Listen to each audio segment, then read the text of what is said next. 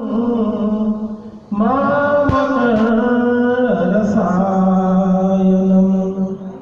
महाराज, अज्ञान ध्वंसा कोटि शून्य क्षमा प्रभा, ये जो अज्ञान रूपी अंधकार है इसे आप नष्ट करने में करोड़ों सूर्य के प्रकाश के समान है। तो क्या किया जाए? बोले श्रुता चाही कथा सारम। हे सूत जी महाराज, आप हमें ऐसी कथा बताइए, कथा सारम रसायन, जो हमारे कानों को रसायन का कार्य करेगा, जो हमारे कानों को रसायन का कार्य करे। सूता चाही कथा सार। बोले कि महाराज, हमने कथाएं तो बहुत सुनी, सहस्त्र वर्षों का एक हजारों साल से हम लोग कथा सुन रहे हैं, लेकिन कथा हमने केवल सुनी। लेकिन इस बार हमको कथा मत सुनाइए आप। सूता चाही कथा सारम, जो कथा का सार है वो अब सुनना चाहिए, क्योंकि शास्त्र आदमी के पास पढ़ने को समय नहीं है कि हर शास्त्र को पढ़ ले। इसलिए कथा का जो सारत्व है, कथा का सार क्या है, वो चीज हमें सुनाई है। और वो कथा का सार कैसा होना चाहिए? तो बोले मन करण रसायन, हमारे कान को वो रसायन का कार्य कर जाए। अब देखिए, तो क्या भागवत रसायन है? वहां पर तो सुखदेव जी के यहाँ परीक्षित जी कहते हैं द्वितीय स्कंध में कि हे महाराज, हमको हमें आप औषधि प्रदान करिए, औषधि दीजिए भागवत के लिए। और यहाँ पर आदि लोग कह रहे हैं कि आप हमें रसायन प्रदान कीजिए। तो भागवत रसायन है कि औषधि है? परीक्षित कह रहे हैं कि आप हमें औषधि दीजिए, और सौनकादि 88,000 ऋषि सूत जी से कह रहे हैं कि आप हमें रसायन प्रदान कीजिए, जो कि रसायन कान में रसायन प्रदान कीजिए। तो भागवत, श्रीमद् भागवत रसायन है कि औषधि है? रसायन और औषधि में क्या अंतर है? रसायन और औषधि में एक अंतर है। औषधि का एक विशेष गुण है, औषधि का गुण है कि औषधि जो है वो निरोगी व्यक्ति को नहीं ग्रहण करना चाहिए। जिसे रोग होगा वह औषधि ग्रहण करेगा, लेकिन रोग जब उसका ठीक हो जाएगा, बढ़िया हो जाएगा, स्वस्थ हो जाएगा, तो औषधि का वो त्याग कर देता है। अब उसके जीवन में औषधि की उपयोगिता हो जाती है, दवा की उपयोगिता समाप्त हो जाती है। जब तक वो अस्वस्थ है तब तक औषधि का सेवन करेगा। लेकिन रसायन परीक्षित जो थे वो रोगी थे। किस का रोग लगा था? तो बोले परीक्षित को भव रोग लगा था। अब उनको 7 दिन में मृत्यु होने वाली थी। तो परीक्षित को मृत्यु जो है वो व्याप्त था। अब उनके लिए केवल 7 दिन के लिए उनका जो रोग है वो रोग फिक्स था कि अब इनको 7 ही दिन का रोग लगा है, इसलिए उनको औषधि चाहिए, दवा चाहिए। लेकिन सौन का दी कहते हैं इसलिए वो औषधि मांगी। लेकिन सौन का दी कहते हैं कि हे महाराज, ये जो शरीर है ना, ये शरीर में कब काम क्रोध मर्द ईर्ष्या द्वेष छल कपट, ये हमेशा विद्यमान जो रहते हैं, ये कब प्रकट हो जाए, कब ये रोग लग जाए, इसका कोई ठिकाना नहीं है, कोई गारंटी नहीं है। इसलिए हमें औषधि नहीं चाहिए, हमें तो आप रसायन पिलाइए। रसायन उसे कहते हैं कि रसायन पीने के बाद जीवन भर व्यक्ति को यदि उससे 2-2 चम्मच ग्रहण करे, कुछ ऐसी दवाइयां होती है विटामिन की, तो उसे वो रोग जो है वो प्राप्त नहीं होगा।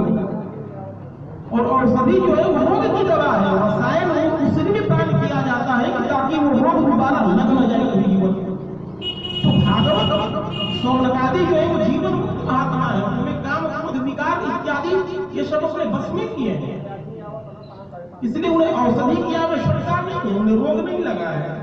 लेकिन उन्हें रसायन चाहिए, क्योंकि बड़े बड़े अमलात्मा विमलात्मा पुण्यात्मा ऋषि महर्षि भी इन विकारों से गुजरते हैं।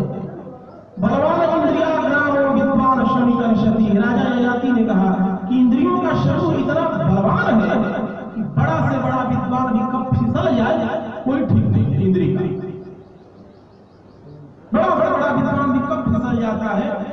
बात नहीं, कोई भरोसा नहीं है इसकी इंद्री पर।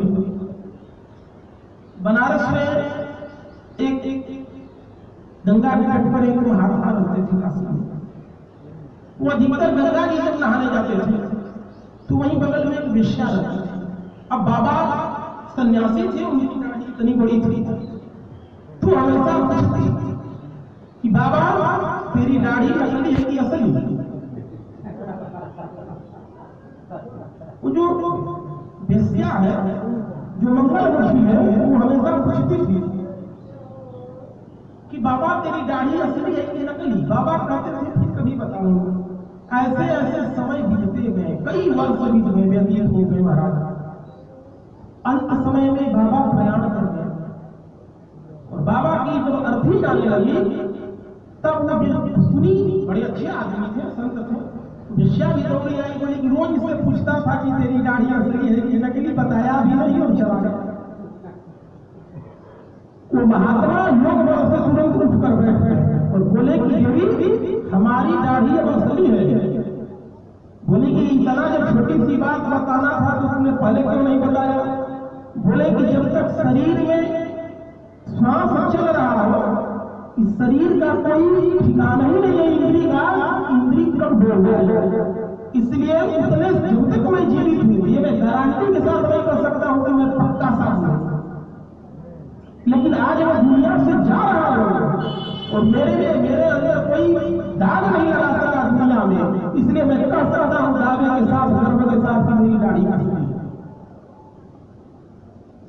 औषधि और रसायन में फर्क होता है कि रसायन का जो व्यक्ति पान कर रहा है उसको भविष्य में ये रोग लग न जाए, इसलिए औषधि का पान किया जाता है। यहाँ पर अब कहेंगे आप हम लोग क्या पान कर रहे हैं, हम हो या आप कोई भी, तो हम लोग देखिए भागवत हम लोगों के लिए औषधि भी है और रसायन भी है, क्योंकि हम लोग रोगी से भी बड़े रोगी हैं। कारण उसका है, आगे सौनक जी ने कहा चिंता मणिरलो शुभम सुरद्रु स्वर्ग संपदम प्रयच्छते गुरुपेतो वैकुंठम योगी दुर्लभम।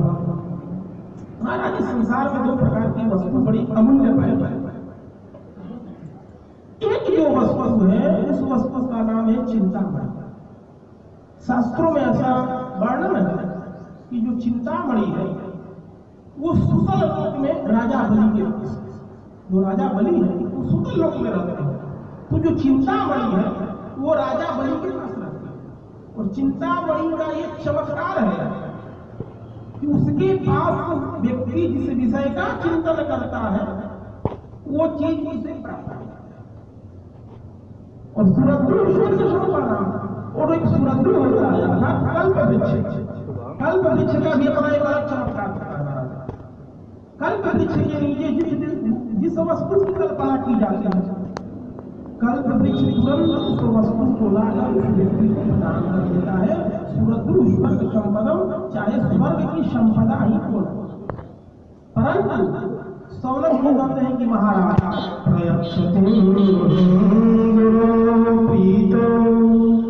वैकुंठम योगी दुर्लभम।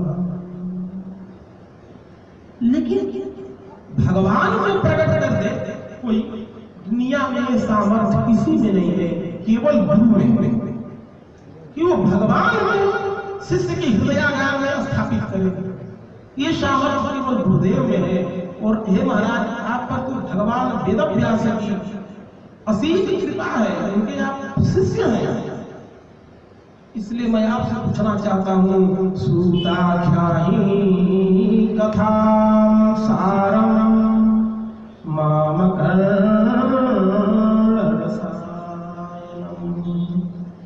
हमें उस कथा का शास्त्र बताइए जो कि हमारे कानों को रसायन का कार्य करेगा। सूत जी प्रसन्न हुए और सौनक जी ने कहा कि महाराज एक बात और उसमें है कि कृष्ण संतोष हेतुम, वो कथा वैसी है, वैसी होनी चाहिए जो भगवान को अतिशय प्रिय हो, भगवान श्री कृष्ण को संतोष प्रदान करने वाली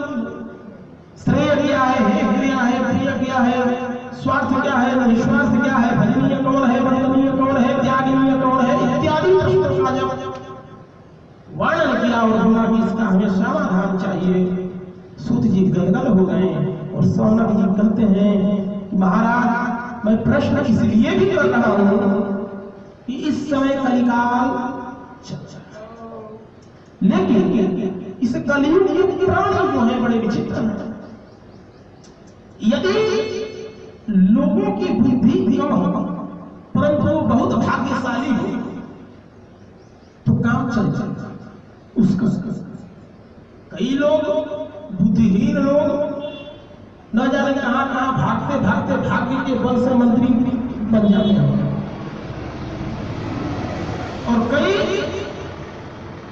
बुद्धिमान लोग जो अपने को बहुत बुद्धिमान बहुत तेज बनते हैं लेकिन उनका भाग्य नहीं है, विचार नहीं कर जाते हैं। क्या भैया तो पीछे किए उस जमाने के, उस जमाने के ग्रेजुएट की है लेकिन बेचारे घर पर बैठे हुए। तो बोले कि कलिकाल की जो प्राणी है मंद कालियुग के जो प्राणी है उनका भाग्य भी अति मंद है, बुद्धि भी अति मंद है। तो हे महाराज ऐसे कलियुग के कलुषित प्राणी का कैसे कल्याण होगा, ये थोड़ा हमें इसका भी विवेचन करिए और इनके कल्याण के लिए हम आपसे प्रश्न कर रहे हैं। सूता क्या कथा सारम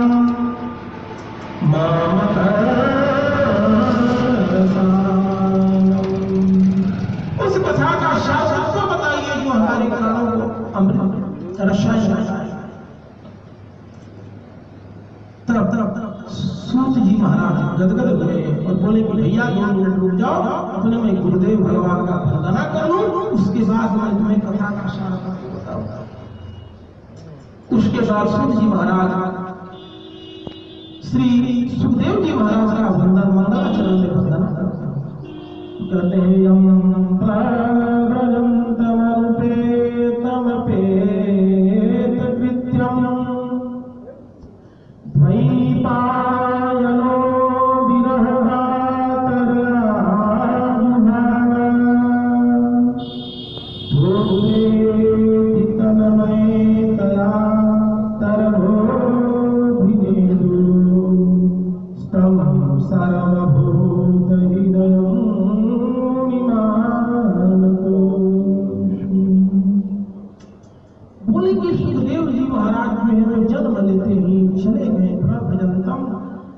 हमेशा के नीचे गच्छ नहीं कहा, गच्छति मतलब यदि व्यक्ति जा रहा है तो चला आएगा, लेकिन प्रतिगतौ जब लगता है तो हमेशा के लिए चला जाता है। इसीलिए गीता में भगवान ने अर्जुन से कहा माम एकम शरणम भजा, मेरे शरण में आ। यदि वहां पर गच्छ कहते भगवान, इसका मतलब कि भक्त आकर चला भी जा सकता है, लेकिन भगवान ने कहा कि नहीं, जाना नहीं है। जो मेरे शरण में एक बार आ जाता है उसको फिर दोबारा जाना नहीं पड़ता है। इसलिए बोले माम एकम शरणम भजा, भगवान ने प्रयोग किया। तो यम प्रगंतमनुपेतमपेत कृत्यम द्वैपायनो विरहकातरया। भगवान वेद व्यास का नाम द्वैपायन भी है क्योंकि उनका जन्म जो है एक द्वीप में हुआ था, यमुना द्वीप, इसलिए उनका नाम द्वैपायन भी है। और उनका वर्ण जो है वो श्याम है, इसलिए उनका एक नाम कृष्ण भी है। और उन्होंने वेद का विस्तार किया, इसलिए उनका एक नाम वेद व्यास भी है। इसलिए उनको पूरा नाम में कहा जाता है कृष्ण द्वैपायन वेद व्यास, भगवान वेद व्यास। ये सब उसके नाम की कारण। और भगवान वेद व्यास का एक और नाम है, उनका एक नाम है बादरायण, इसलिए सुखदेव जी को बादरायणी भी कहा जाता है। बादरायण इसलिए कहा जाता है कि वो भगवान वेद व्यास जहाँ रहते थे वहां पर बेर का वही बेर का बड़ा, इसलिए उनका एक नाम बदरी आया, जो बदरी के वन में रहते हो, इसलिए उनका एक नाम बादरायण भी है। इसीलिए बादरायण में अण प्रत्यय लग गया, तो जिस भी व्यक्ति के नाम में जब अण प्रत्यय लगता है तो पिता के नाम में अण प्रत्यय लगाने पर वो पुत्र का नाम बन जाता है। जैसे अब उसमें लग गया थे, भगवान का नाम हो गया वासुदेव। राजा रघु कौन पढ़ते, जितने भी वंशज हुए सब राज हो। राजा यदु यादव, तो पिता के नाम में यदि गणपति का प्रयोग किया जाता है तो वो पुत्र का नाम हो जाता है। तो व्यास भगवान का जो नाम था वो बादरायण था, और भगवान सुखदेव को बादरायण था। तो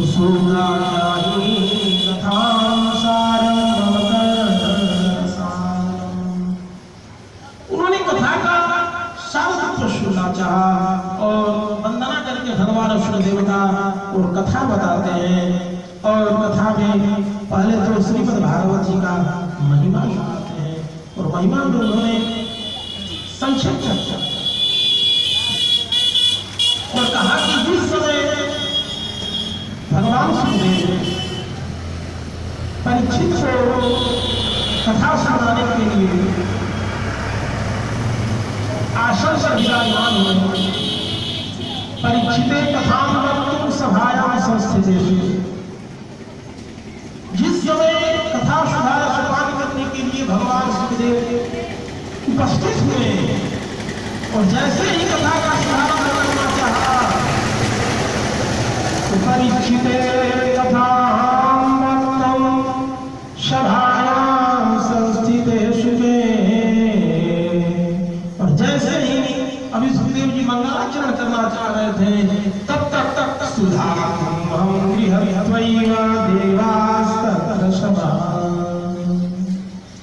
स्वर्ग के जो देवता लोग थे वो अमृत का कलश लेकर चले, और अमृत का जब कलश लेकर आए तो बोले महाराज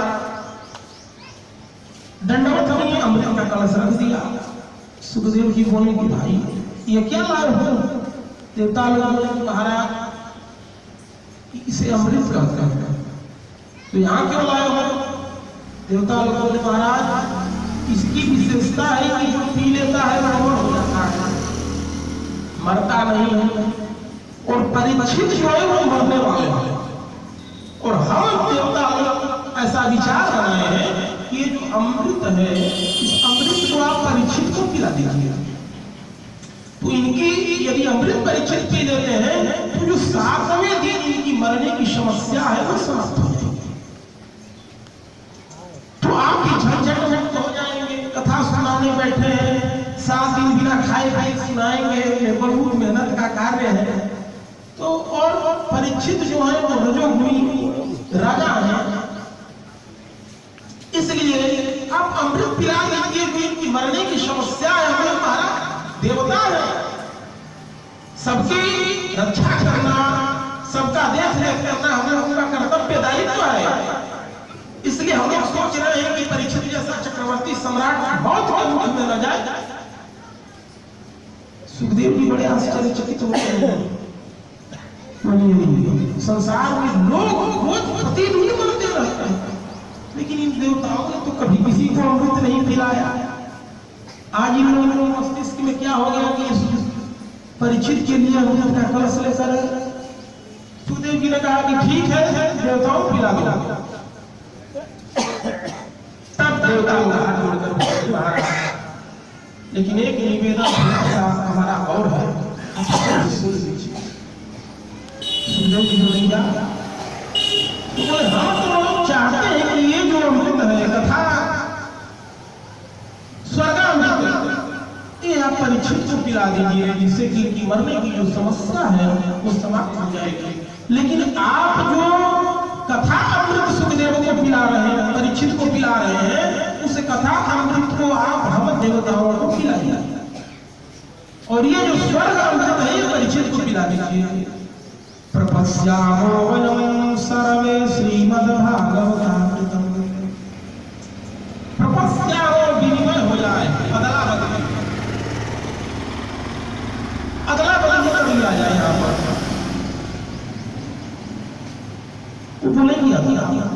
बोले कि देवताओं किसी चीज का अदला बदली तब किया जाता है जब कीमत जो है वो बराबर की होती है,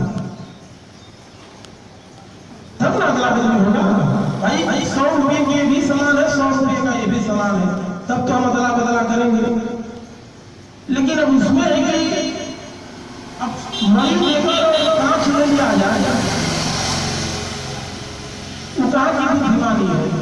क्वा काचा मणि महान, सुखदेव जी ने कहा क्वा सुधा कथा लोके क्वा काचा मणि महान ब्रह्मणा तो विचारे ददा देवान्यः सह।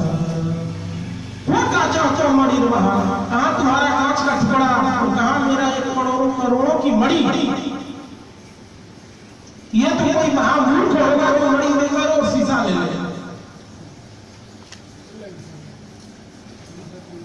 इसलिए तुम जल्दी से यहां से भागो। अभक्तचाश्च विद्याया नगतौ शकशामृतम् श्रीमद्भागवती वार्ता सुराणाम विदुर्लभम्। सूत जी कहते हैं, हे ऋषियों, ये वो देव दुर्लभ कथा है कि देवता लोग तरसते रह गए, पर महामुनि विष्णुदेव ने उन्हें नहीं दिया, नहीं सुनाया कथा को। देवता लोग तरसते रह गए, पर महामुनि विष्णुदेव ने श्रीमद् भागवतामृत देवताओं को नहीं पिलाया और उन्हें डांट कर वापस किया। भक्तजाश्च विजयाया नगतौ शकशामृतम्। हे देवताओं, तुम अभक्त हो, भक्त नहीं हो भगवान के, तुम अभक्त हो। एक भक्त को मैं कथा सुनाने जा रहा हूं, तुम लोग यहाँ पर सौदाबाजी करने आ गए कथा का भी, इसलिए तुम लोग अभक्त हो। नगतौ शकशामृतम् श्रीमद्भागवती वार्ता सुराणाम विदुर्लभम्। ऋषियों, वो दुर्लभ कथा है मैं जो तुम्हें आज सुनाने जा रहा हूं। अमृत पीने वाले एक व्यक्ति को अमर बना सकती है, लेकिन जानते हैं अमर बनने में बड़ी कठिनाई है। अमर बनने में क्या कठिनाई है? मान लीजिए कोई अमर हो गए, लेकिन उसमें हाथ भी कट जाएगा। अब अमर है तो मरेगा नहीं, हाथ जोड़ पैर सब कट गया, हड्डी नहीं काम कर रहा है, एकदम फिर दौड़ खाट पर गिरे, हजारों साल खाट पर ही गिरे, अब उसी पर सब क्रिया शुरू गया। अब पता ये नहीं मरना लेकर हम क्या करेंगे।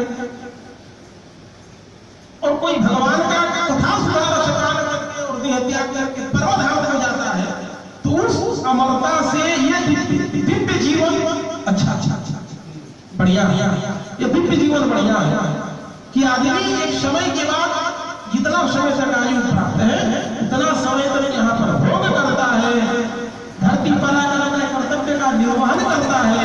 ब्रह्मचर्य, गृहस्थ, वानप्रस्थ, संन्यास निर्वहन करने के बाद वह व्यक्ति अपने अपने कर्मों के अनुसार व्यक्ति जो है सिद्धि को प्राप्त होता है। गीता में भगवान ने कहा है, तो उसके अनुसार व्यक्ति जो है उच्च मार्ग को और शुक्ल मार्ग के माध्यम से इत्यादि मार्गों के जो निरूपण किया गया है शास्त्रों में, उस धाम को प्राप्त करता है। और इतना ही नहीं, वहां पर यदि प्राप्त कथा सुधार करने वाले व्यक्ति को तो इसमें लिखा है कि साक्षात भगवान के धाम चले जाएगा। लेकिन जो व्यक्ति इत्यादि नाना प्रकार के यज्ञानुष्ठान इत्यादि जो सकाम कर्म है, जिन्हें भी सकाम कर्म बताए गए हैं शास्त्रों में, उनको जो व्यक्ति करता है, उस करने वाले व्यक्ति को स्वर्ग की प्राप्ति होती है। और जब स्वर्ग की प्राप्ति होती है तो गीता में भगवान ने कहा, क्षणे पुण्यमृतलोकम विशन्ति। जितना समय तक आपने पुण्य किया है इस लोक में, उतने समय तक आप स्वर्ग में रहेंगे, और उतने समय तक आप जब स्वर्ग में रहेंगे तो स्वर्ग से धक्का मारकर आपको भगा दिया जाएगा, नीचे डाल दिया जाएगा। क्षणे पुण्यमृतलोकम विशन्ति, फिर मृत्युलोक में जन्म लेने के लिए आ जाएंगे। तो जो अमृत है वो व्यक्ति को स्वर्ग से धक्का मारकर नीचे गिराता है। स्वर्ग में अमृत रहता है और एक ही घड़ा तो निकला था समुद्र मंथन से। वैसे मान लीजिए कल्प भेद हरि चली जिसवाए, कल्प भेद से न जाने का कई बार समुद्र मंथन 3 बार हुआ, अनेकों कथाएं हैं प्रचलित। देवासुर संग्राम में स्टोर हुआ, ऐसे कथाएं हैं। लेकिन स्वर्ग कलश आचार्यों के मान्यता के अनुसार नहीं है स्वर्ग कलश। अब उसमें कैलाश में वो स्वर्ग के बीच में रखा हुआ है। अब वो देवता लोग बेचारे पी जाए बरस हो तो सब खत्म, तो पीते पिलाते बेचारे कुछ नहीं है, केवल सुनते रहते हैं। क्यों? क्योंकि वो अनंत नहीं है। और ये जो है ये कितना हो पीजिए, कितना हो कोई पिलाए, ये भगवान की जो कथा है वो समाप्त होने वाला नहीं है। हरि अनंत, हरि कथा अनंत, ये अनंत भगवान का महासागर है, ये कभी भी समाप्त होने वाला नहीं है। जबकि अमृत सीमित है, वो समाप्त हो जाएगा। देवताओं को डर है कि भैया समाप्त हो गया तो हम कहाँ जाएंगे लेने के लिए। और ये जो कथा सुधार स्थान है ये अनंत है। इसलिए भगवान की कथा से श्रेष्ठ कोई कर्म, कोई मर्यादा, कोई विषय वस्तु है ही नहीं संसार।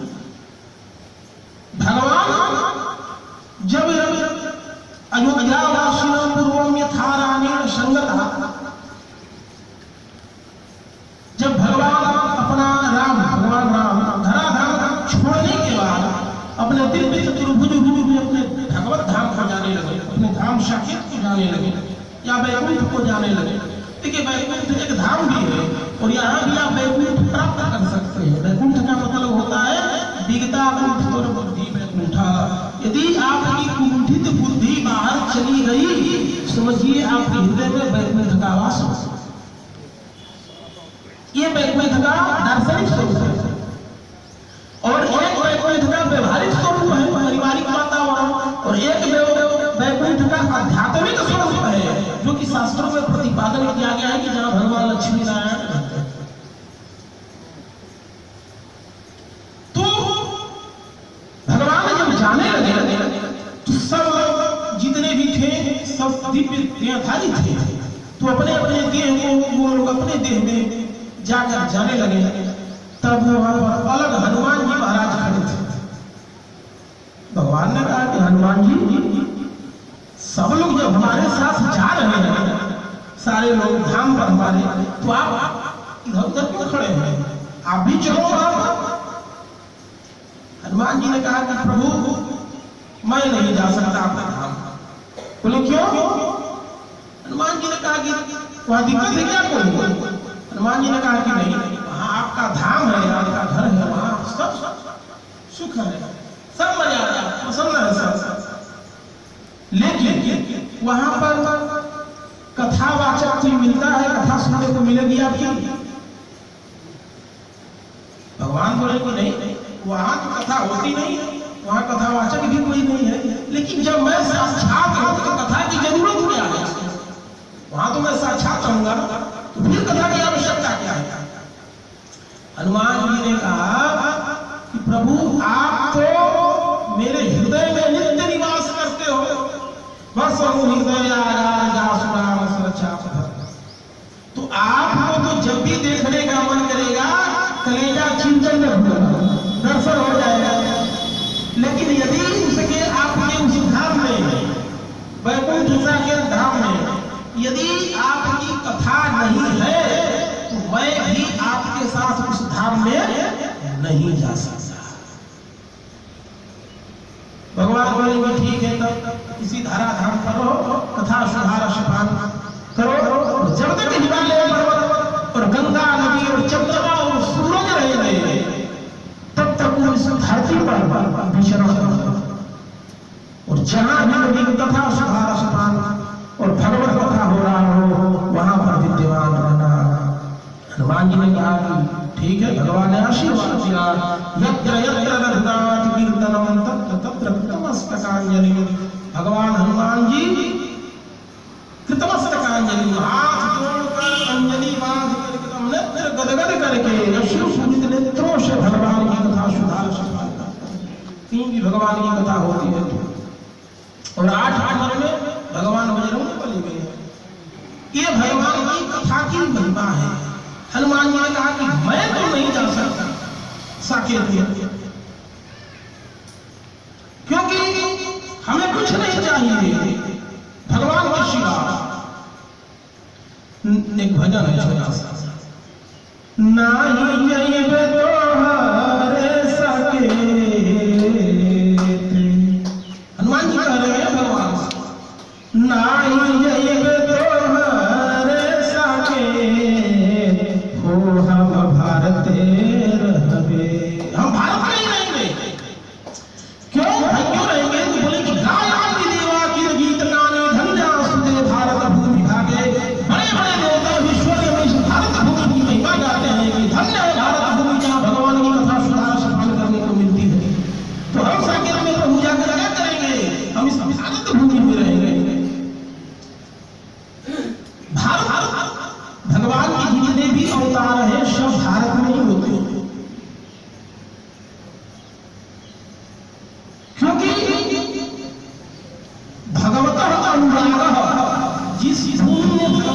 अनुराग है विशेष करके उसी दिन को भारत भी कहते हैं, भारत कहते हैं। और भा का मतलब प्रकाश भी होता है, ज्ञान होता है। जो भूमि ज्ञान में रत हो उस भूमि को हम भारत कहते हैं। ऐसी भूमि है भारत की भूमि। तो भगवान के जितने भी अवतार हैं सब अवतार भारत भूमि में ही होते हैं। इसलिए हनुमान जी ने कहा नाहि जइबे तोहरे साकेत हो हम भारते रहबे, नाहि जइबे तोहरे साकेत हो हम भारते रहबे, नाहि जइबे तोहरे साकेत हो हम भारते रहबे, हमरा न चाही कोनो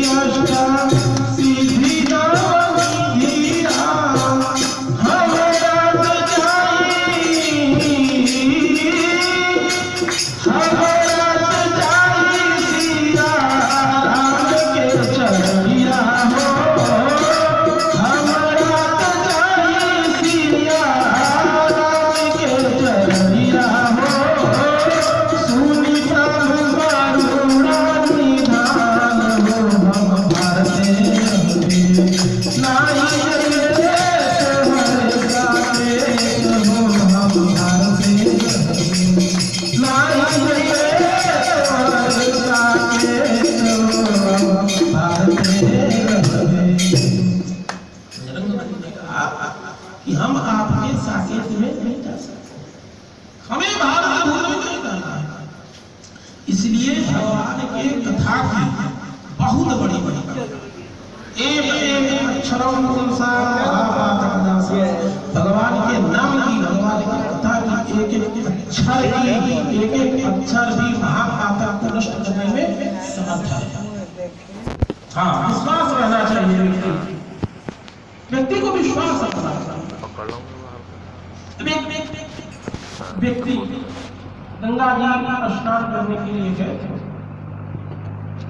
और ये सुना हुआ संतों के मुखार बिंदु से, और गए थे जब सुनने के लिए कथा, तो वहां पर भगवान शंकर बैठे हुए थे अपने दूसरे भेष में, बोलेंगे भैया हमें थोड़ा, यदि जो बहुत ही परम पवित्र होगा, जीवन में कोई पाप नहीं किया होगा, वो व्यक्ति हमें हमारे तक थोड़ा स्नान करा तो हम बड़े दूर से आए हैं स्नान करने के लिए तैयार हैं, लेकिन शर्त यही है कि जीवन में किसी कोई पाप न किया। अब सब लोग घबराने लगे कि भैया हमसे भी पाप हुआ है, हमसे भी पाप हुआ है, हमसे भी पाप हुआ है। अब एक बोले भाले महात्मा उन्होंने कहा कि अब उन्होंने कहा माला लिया था झोली, उन्होंने कहा चलिए आप स्नान करा रहे हैं, गए स्नान करा दिए। उन्होंने पूछा कि भाई क्या आपने जीवन में कोई पाप नहीं किया है?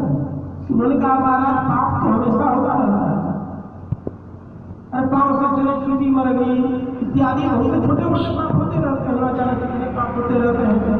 कभी कुछ बोल भी दिया, किसी को क्रोध में आया था, लेकिन आपने जब कहा कि हमें जो पाप न किया हो स्नान करा दे, उसी समय हम माला जो लिए थे, तो आपके यहाँ जाने में मैंने 15 बार भगवान का नाम लिया।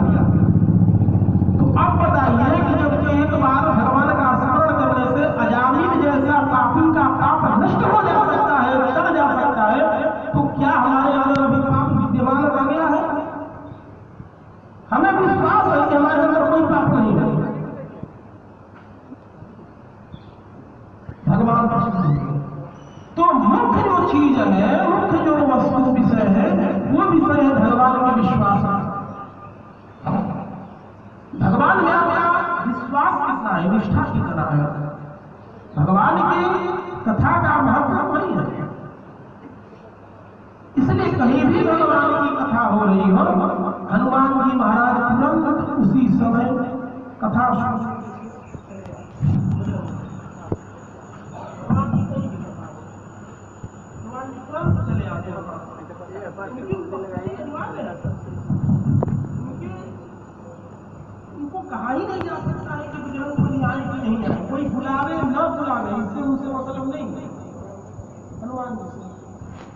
कथा सुनने के लिए वो आए हनुमान नहीं भाई। अच्छा तो वक्ताओं का भाव अलग अलग होता है। एक वक्ता थे वो कथा कर रहे थे, नील के भाव में इतने भाव में हो गए चल जी कि उन्होंने कहा कि जब बजरंगबली महाराज अशोक वाटिका में जब गए तो वहां अशोक वाटिका में खूब सुंदर सुंदर सफेद सफेद के फूल खिले और सफेद सफेद के फल लगे हुए थे। हनुमान जी खड़े हो गए तो फूल भी लाल थे, फल भी लाल थे, तुम वक्ता हो, झूठ क्यों बोल रहे हो? सफेद के आंसू उसमें फल आ गया बगीचा में हम गए थे कि तुम गए थे? उसने कहा नहीं महाराज, हम देख रहे हैं सफेद था सब इसमें। हनुमान जी बोले कि नहीं काला होगा कि लाल था, उसमें सफेद नहीं था। बोले कि ठीक है, तो अशोक वाटिका में माता सीता बैठी थी, चलो हमारे साथ अभी पूछा। माता सीता के पास अशोक वाटिका में लोग माता सीता बोली कि उसमें के जो फल थे वो भी सब मुरझाए हुए थे और श्याम थे, और जो फल थे वो भी मुरझाए हुए श्याम थे। हनुमान जी कहा माता मैं तो लाल देखा था। वक्ता ने कहा नहीं आप लोग किससे बोल रहे हो, वो सफेद था सब। बोले कि ठीक है, तब भगवान के यहाँ चला जाए। सब तीनों लोग भगवान के यहाँ गए और पूछे कि महाराज ये बताइए कि जब हनुमान जी महाराज माता अशोक वाटिका में बैठी थी और इस समय हनुमान जी की उपस्थिति हुई, उस समय अशोक वाटिका के फल फूल पत्ते सब कैसे थे? भगवान ने कहा कि देखो वो सब जितने भी थे सब अपने पत्ते जो थे हरे थे और जो फल थे वो सब अपने अपने मूल स्वरूप में थे, ना कि सफेद, ना कि सब लाल थे और ना कि सब श्याम थे। लेकिन जब हनुमान अशोक वाटिका में गए तो इतना माता सीता का दुख देखकर इतना क्रुद्ध थे, उन्हें जो भी दिखा सब लाल नजर होने के कारण। और जब सीता जो थी हमारे विरह में हमें ही केवल निरंतर ध्यान करती रहती है, इसलिए ये जितने भी चीज थे सब श्याममय राममय दिखता था। और ये जो कथा वक्ता कर रहे हैं इनका हृदय कथा करते करते इतना स्वच्छ और श्वेत हो गया है कि ये सारा समाज और संसार जो है जो सफेद ही थी, कहीं काला नहीं दिखता, कहीं बुराई नहीं दिखती। इसलिए तीनों लोग अपने अपने जगह पर सब सही हो, लेकिन प्रकृति अपने मूल स्वरूप में ही होती है। लेकिन अपने अपने स्वरूप अपने अपने दृष्टिकोण के अनुसार संत महात्माओं ने भगवान का वर्णन किया।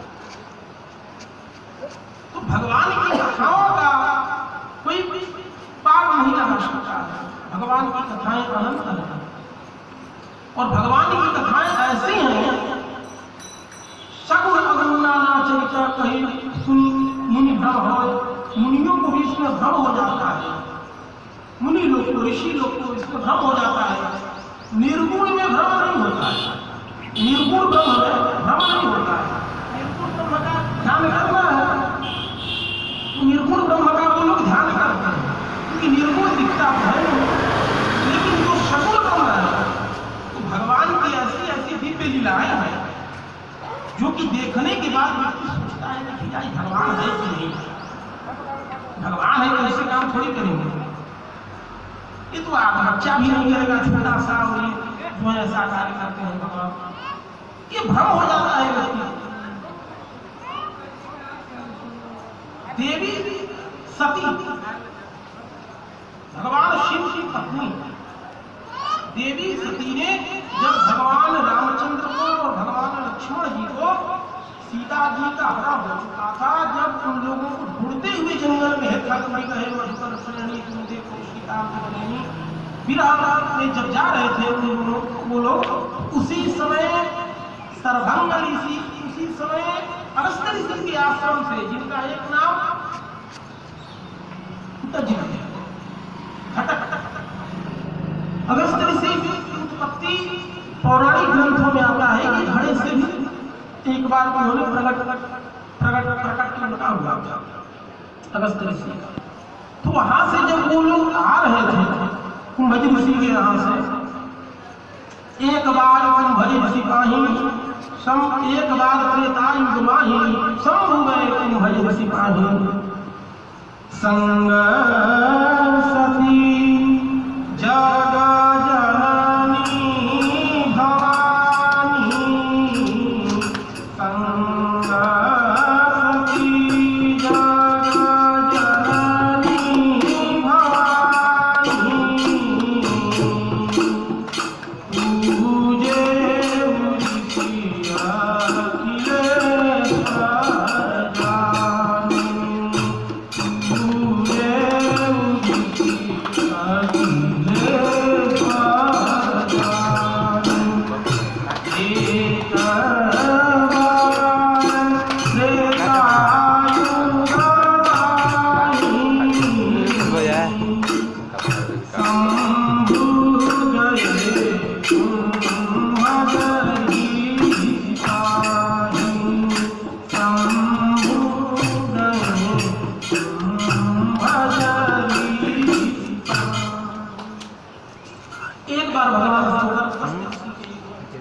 आश्रम पर गए हैं और वहां बहुत समय तक भगवान शंभु जो है संग सती जग जननी भवानी, शब्दों पर ध्यान दीजिए आप। गोस्वामी जी का सब मर्यादा बहुत प्रबलता के साथ उन्होंने प्रयोग किया है शब्दों और बहुत ही विद्वता के साथ गंभीरता के साथ और सहजता के साथ प्रयोग किया है गोस्वामी जी। तो उन्होंने कहा कि एक बार कुंभज ऋषि पाही शंभु गए, एक बार त्रेतायुग माही शंभु गए कुंभज ऋषि पाही और संग सती जग जननी भवानी। वहां पर कह रहे हैं कि जग जननी भवानी अर्थात सती बोल रहे थे, बोले कि समस्त जगत की जो वार्ता है ईश्वरी है वो जा रही है। कथा सुनने के लिए पति पत्नी अक्सर आते हैं तो लोग पूर्ण फल की प्राप्ति करते हैं। संग सती हेलो मोटो ईश्वर जानी, ये पहले वक्ता है जो श्रोता की पूजा कर रहे हैं। भगवान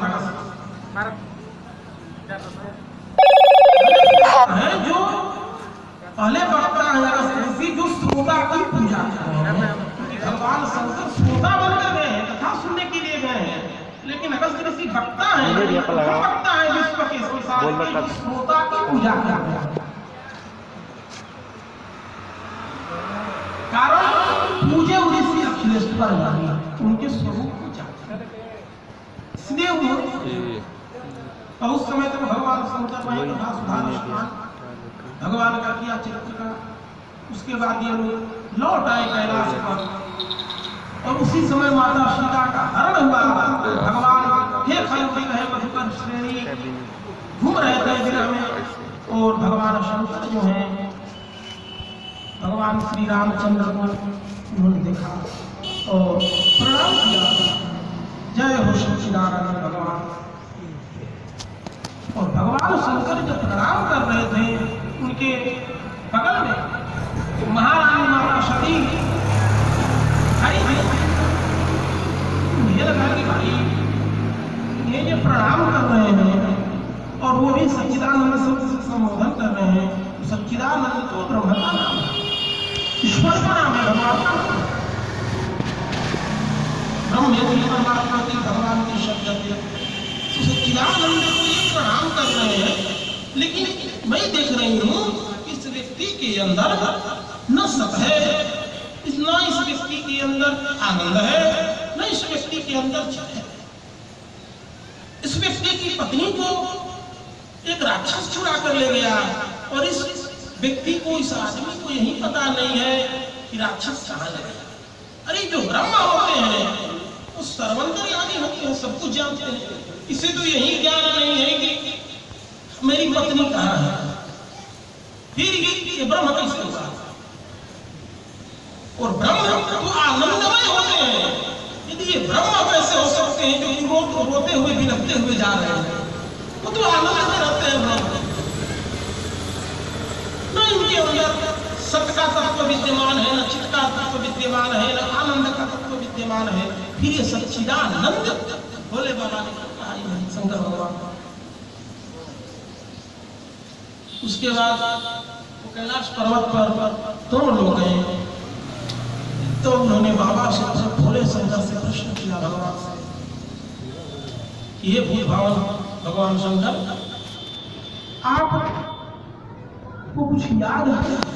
भगवान शंकर ने कहा याद है, बोले कि जो रास्ते में तो राजकुमार जा रहे थे बर्बादी में, तुम्हें आपने प्रणाम किया। बाबा ने कहा तो आपने उन्हें सच्चिदानंद कहा, वो राजकुमारों को आपने प्रणाम किया और सच्चिदानंद कहा। भगवान को मेरे देवी ऐसे मत कहो, वो हमारे आराध्य हैं, हमारे प्रभु हैं। देवी वो नर लीला करते हैं इस समय, इसे देखकर तुम ज्यादा तर्क वितर्क करोगी तो भ्रमित हो जाओगी और फिर तुम्हारा कल्याण नहीं हो सकता है। लेकिन देवी सती तर्क वितर्क उनके मन में चलने लगा, भाई निर्गुण ब्रह्म जो है वो सगुण कैसे हो सकता है? हो ही नहीं सकता है। निर्गुण ब्रह्म सगुण बहुधारी, निर्गुण ब्रह्म जो है वो सगुण कैसे हो सकता है? हो ही नहीं सकता। इसे वेद जो है वो नेति नेति कहता है, नेति नेति कहकर वेद भगवान थक जाए, चुप मौन हो जाते हैं नेति नेति कहकर। उस परम ब्रह्म परमात्मा सगुण रूप मनुष्य जैसा शरीर मानव स्वरूप कैसे रखकर धरती पर भगवान शंकर ने कहा कि तर्क वितर्क करने लगे, पूछने लगे। भगवान शिव ने कहा कि जाओ तुम्हारे वहां संदेह हो, यदि आपके मन में इतना ही तर्क वितर्क चलता है तो ऐसा करिए कि आप जाकर परीक्षा ले लीजिए। देवी सती वहां पर परीक्षा लेने के लिए जाती है, परंतु नाना प्रकार से विचार करने के बाद सोचती है कैसे परीक्षा लिया जाए। उन्होंने कहा कि अब इनकी पत्नी के विरह में रो रहे हैं, इसलिए इनकी पत्नी का ही रूप बनाया है। तो बहुत तरह से विचार करने के बाद धरी सीता का रूप, माता सीता का रूप बनाती है और भगवान जहां जा रहे थे, आगे राम पीछे भगवान लक्ष्मण, उसके आगे आगे जाने लगे। भगवान तो भाई सर्वदर्शी है, सबको जानने वाले हैं, समदर्शी भी है, सर्वदर्शी भी है भगवान। उन्होंने तो तुरंत भगवान ने जाना, तो लक्ष्मण देख उमाकृत वेशा चकित भये कछु हृदय विषय। लक्ष्मण जी जो थे वो देखकर चकित हो गए। लक्ष्मण ने उमाकृत वेशा, उन्होंने किस वेश में देखा सती को? छोटे बच्ची के भेष में, उमाकृत भेष। सती का उमा नाम पड़ा।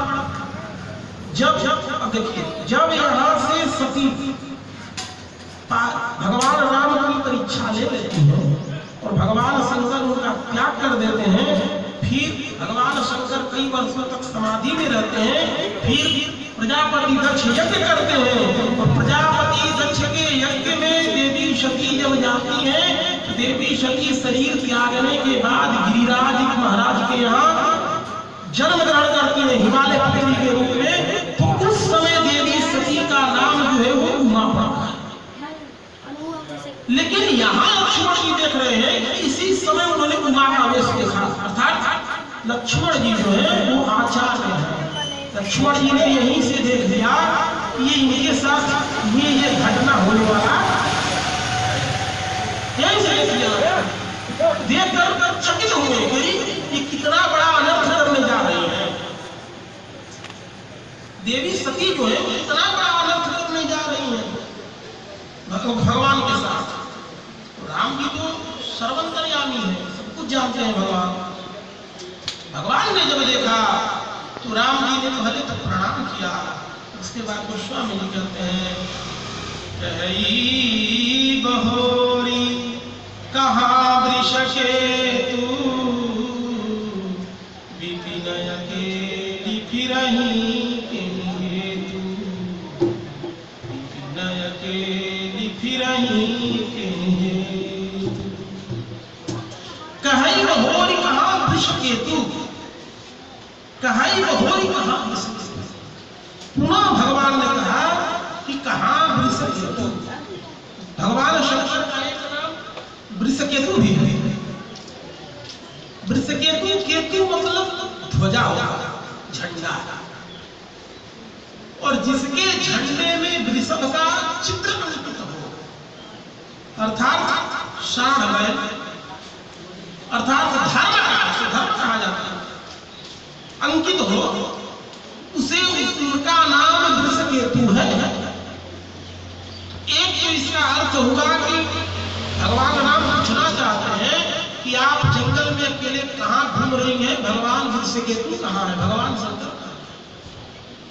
और दूसरा कि भगवान राम कहना चाहते हैं कि जिसका पति का नाम वृषकेतु है, अर्थात जिसके पति धर्म के झंडा लेकर घूमते हो, उनकी पत्नी जंगल में अकेले घूम रही है, ये मर्यादा कहां से कब से बन गई।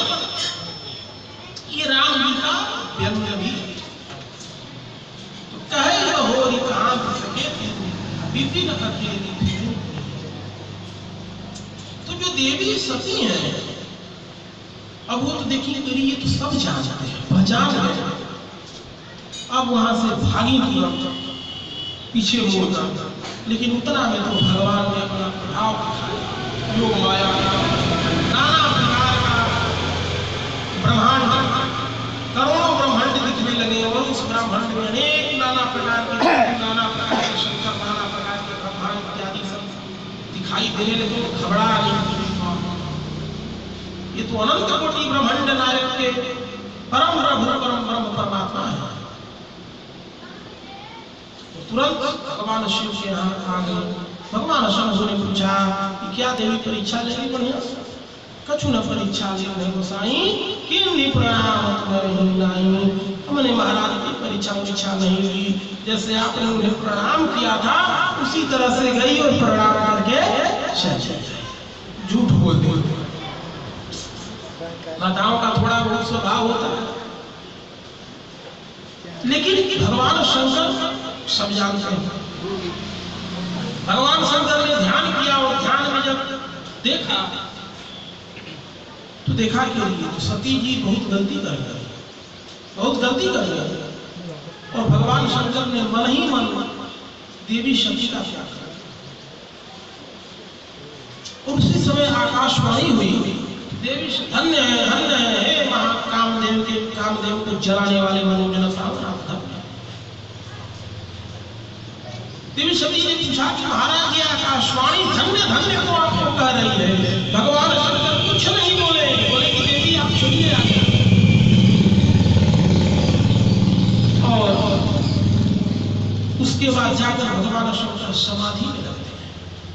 बहुत दिन व्यतीत हो जाते हैं, तब प्रजापति दक्ष को प्रजापति का पद ब्रह्मा जी के द्वारा प्रदान किया जाता है बहुत दिनों के बाद। और दक्ष जो थे प्रजापति, वो माता सती के पिता थे। तो प्रजापति दक्ष को जब पद मिला तो पद का मद हो। तो स्वामी जी ने लिखा है कि नहीं को अस जन में जग माही प्रभुता पाही जाहि मद। ऐसा कोई संसार में व्यक्ति पैदा ही नहीं, जन्म ही नहीं लिया जिसे प्रभुता मिलने के बाद में अहंकार की प्राप्ति न हो। उसे अहंकार नहीं है। श्रीमद भगवान की प्रभुता बधिवन का, उसे यदि श्री की प्राप्ति हो जाए, पद प्रतिष्ठा की प्राप्ति हो जाए, कोई बिरले ही है जो कि उसे पचा जाए। और प्रजापति दक्ष को तो सम्मान और संपत्ति दोनों की प्राप्ति है। किसी किसी व्यक्ति को सम्मान की प्राप्ति होती है, किसी किसी व्यक्ति को सम्मान नहीं है लेकिन संपत्ति खूब है। लेकिन जिसको दोनों हो जाए उसे पचा पाना बड़ी मुश्किल होता है, तो जल्दी नहीं पचा पाता है सम्मान और संपत्ति दोनों। तो प्रजापति दक्ष को जब प्रजापति पद मिला, उन्होंने यज्ञ में समस्त देवी देवताओं को निमंत्रण दिया, और इससे पहले भी निमंत्रण दिया था भगवान शंकर को। लेकिन भगवान शंकर को उस यज्ञ में प्रजापति दक्ष ने, जब प्रजापति जैसे ही प्रवेश किए थे अगले वाले यज्ञ में, तो समस्त देव वृंद और जितने भी लोग थे, भाई कोई बड़ा आया है, सब लोग आइए महाराज स्वागत है, सब लोग स्वागत करने लगे। लेकिन भगवान शंकर वासुदेव शर्मा, वासुदेव जगत शर्मा, भगवान शंकर मन ही मन सब में परम ब्रह्म अपने प्रभु भगवान श्री राम का ही दर्शन करते हैं, इसलिए उन्होंने मन ही मन भगवान राम को नमन किया। लेकिन प्रजापति देहाभिमानी देह को महत्व देता है, देहाभिमानी व्यक्ति देह को महत्व देता है कि आप हमारे सामने मस्तक को नहीं झुकाएगा, विचार आपका कितना ही बढ़िया हो, लेकिन देहाभिमानी जो व्यक्ति होगा आपके विचार से कभी जीवन में संतुष्ट नहीं हो सकता है। जब तक उसके सामने देह से नहीं छूटे तब तक वो संतुष्ट नहीं हो सकता है। उल्ट के समान होता है, हमेशा तान कर चलेगा करना। स्वमितम बराह पुष्टः कर संस्कृतः पुरुषः, उल्ट के समान वो व्यक्ति होता है, हमेशा सीधा गर्दन ऊंचा करके चलेगा। लेकिन कहीं ना कहीं पहाड़ तो दिखेगा, पहाड़ तो आता है तो उसकी भी मर्यादा है। पहाड़ तो रहता है तो समझ जाता है कि नहीं भैया हमसे भी बड़े बड़े संसार में चीज बने हैं, हमसे भी ऊंचे ऊंचे चीज हैं, अभी हम ही सबसे बड़े हैं। तो दक्ष को जब पद का बड़ा हुआ तो समस्त देवताओं को उसने निमंत्रण दिया, भगवान शंकर को भी निमंत्रण दिया। भगवान शंकर को जब निमंत्रण दिया तो भगवान शंकर समस्त देवता जब उसका स्वागत किया, और भगवान शंकर जब बैठे रहे तब दक्ष ने भगवान शंकर से समस्त देवताओं को इशारा करते हुए कहा कि भाई सब लोग सज्जन पुरुषों के सभा में यदि एक भी असामान्य व्यक्ति, अपरियाजित व्यक्ति आ जाता है तो सभा का स्वरूप विकृत हो जाता है, सभा का स्वरूप बिगड़ जाता है। इसीलिए कभी भी ऐसे हीन विचार वाले और निंदनीय व्यक्ति को बड़ों की सभा में नहीं बुलाना चाहिए। सब देवता लोग इधर उधर ताकने लगे, बड़े बड़े ऋषि महात्मा बैठे हुए हैं, बोले कि भैया यहाँ पर इतना बड़ा नीच आदमी कौन है यहाँ पर शंकर? बोले अरे इधर उधर क्या देख रहे हो, तुम्हें शंकर दिखाई नहीं देता? सज्जन व्यक्तियों के साथ में यदि ये बैठेगा तो इसको शिष्टाचार भगवान शंकर को उल्टा सीधा बोलने लगा। भूत प्रेतों के साथ में रहने वाले को मर्यादा कहाँ है? प्रेतावासेषु भूतेषु, भूत प्रेत के साथ में रहता है, भगवान का टीका लगाता है, और हमेशा इसे मर्यादा का ज्ञान कहां से है? अरे कुछ भी है तो मैं इसका ससुर हूं, कम से कम इसे प्रणाम तो करना चाहिए हमें। उल्टा सीधा भगवान शंकर को बोलने लगा। तब तक उसी में एक महात्मा थे, उन्होंने कहा कि भैया जब इतने सारे दोष दिखाई दे रहे हैं भगवान शंकर जी में, तो शंकर जी से अपने पुत्री का शादी तुमने क्यों कर दिया? उस समय तुम अंधे हो गए थे, आंख फूट गई थी, नहीं दिखाई दिया, ये सब दोष इनके में। फिर देवी सती का उस समय विवाह क्यों कर दिया? तो बोला अरे कहाँ ये मरकट सी आंखों वाला बंदर और कहाँ मेरी मृग नहीं कन्या, तू इसकी तुलना करता है हमारे बेटी से? उल्टा सीधा बोलने लगा। और वहीं पर भगवान शंकर की जो गण थे, नंदी भृंगी मणिभद्र इत्यादि, नंदी महाराज संस्कृति थे भगवान शंकर के जो गण थे, उन्होंने कहा कि प्रजापति दक्ष, जब से आए हो तुम तब से बड़बड़ाते जा रहे हो, इसलिए मैं तुम्हें श्राप देता हूं कि जब से आए हो बड़बड़ बड़बड़ कर रहे हो, तुम्हारा जो मुख है वो बकरे के समान हो जाए। दक्ष ने कहा बकरे के समान हो जाए, क्रोधित हुआ दक्ष, बकरे के समान हो जाए, अभी मैं श्राप देता हूं तुम्हें भी नंदी, शिव जी के जितने भी गण हैं सब पाखंडी हो जाए, पाखंड में तुम लिप्त रहो, इसी तरह भूत भभूत और सब लपेट कर इसी तरह अमर्यादित रहो। श्राप दे दिया। भृगु ऋषि के यज्ञ के श्रेष्ठ आचार्य प्रजापति दक्ष, भृगु जी ने कहा कि वो नंदी, ये ससुर दामाद का मामला है भाई, ये ससुर दामाद का खटखट में तू क्यों बोला बीच में? ससुर दामाद आपस में फैसला करेंगे, बीच में तू क्यों घुसा? दक्ष और शंकर भगवान, दक्ष जो है वो ससुर है, भगवान शंकर उनके दामाद है, दोनों लोग जब तर्क वितर्क कर रहे हैं तो बीच में तू नंदी है, तू सेवक है, बीच में तू क्यों टपका? ये बता रहे हैं। क्रुद्ध हो गया प्रजापति दक्ष, नंदी भगवान नंदी महाराज क्रुद्ध हो गए और बोले कि शिव आज से जितने भी ब्राह्मण हैं सर्वभक्षात् विजातयः,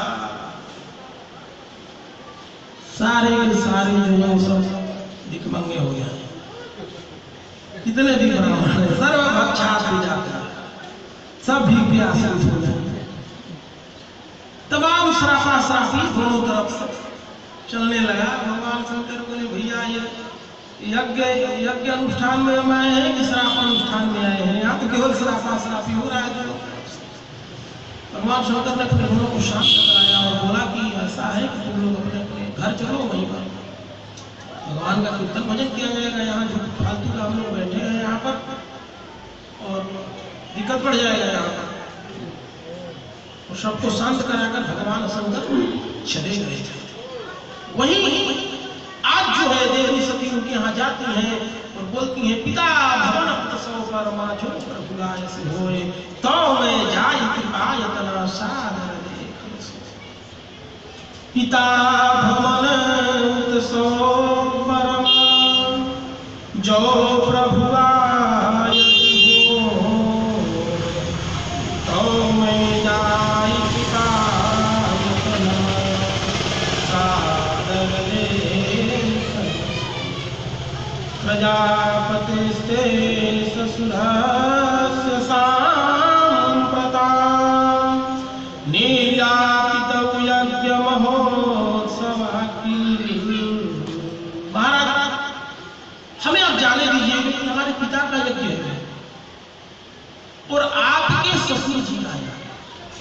माताओं में खुबिया है, उनको जब कोई काम कराना रहता है तो कहती है कि जैसे मान लीजिए कोई बात हो, मेरे मायके में ऐसा हुआ, तुम्हारे यहाँ ऐसा है, मेरे मायके में ऐसा हुआ, लेकिन यदि आपको ले जाना है वहां, आपके ने ससुर जी ने ऐसा किया है, अब वहां ससुर जी की बात आ जाएगी। आपके ससुर जी ने ऐसा किया है, आपके ससुर जी आपको बुलाए हैं, ससुर जी के यहाँ चले कि आपको लेकर जाना है, इस स्वभाव उन्होंने कहा कि देवी ऐसे जगहों पर नहीं जाना चाहिए। यद्यपि मात पितु गुरु गृह ऐसे ये जगह है जहां बिना बुलाए भी व्यक्ति को जाना चाहिए, अवश्य। लेकिन वैसे जगह पर कभी नहीं जाना चाहिए जहां हम गए और हमें देखकर उनका आंख जो है वो लाल हो जाए और हमें देखकर उनका जो हृदय जल जाए और उनको देखकर हमारे हृदय में आग लग जाए, वैसे जगहों पर नहीं जाना चाहिए। तो स्वामी तुलसीदास ने कहा है आवत ही हर्षो नहीं नैनन नहीं सनी तुलसी तहाँ न जाए चाहे कंचन बरस। वहां भले ही स्वर्ण की दृष्टि हो रही है, कर रहे हैं, फिर भी उन जगहों पर नहीं जाना चाहिए जहां आपके जाने से कोई हर्षित न हो, किसी को तकलीफ हो, किसी को मानसिक दुख हो। उन जगहों पर नहीं जाना चाहिए। देवी सती बोली नहीं मैं जाऊंगा। भगवान शंकर कई बार मना, देवी जाना उचित नहीं है, वहां पर जाने पर मृत्यु निश्चित है, जाओगी तो मृत्यु निश्चित है।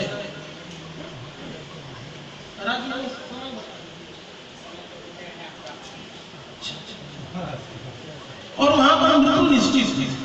और ऐसा कहकर देवी सती बार बार अंदर बाहर कर रही थी और भगवान शंकर कभी देखते थे कभी नहीं देखते, कभी देखते थे चली गई, फिर जाती थी तो फिर खोलकर देखते थे अरे सचमुच चली गई, फिर बंद करते थे फिर सोचती थी अरे कभी घर से बाहर नहीं निकली, बिना पूछे एक बार और पूछ लेती, फिर लौट कर चली जाती थी। फिर कहती थी महाराज जाओ, भगवान शंकर ने कहा कि बना जिद कर तो अपने गणों को कहीं भैया ही नहीं, स्वागत के साथ आदर के साथ देवी सती वहां पर आदर के साथ और यज्ञशाला में प्रवेश करती हैं। बोलिए सती महारानी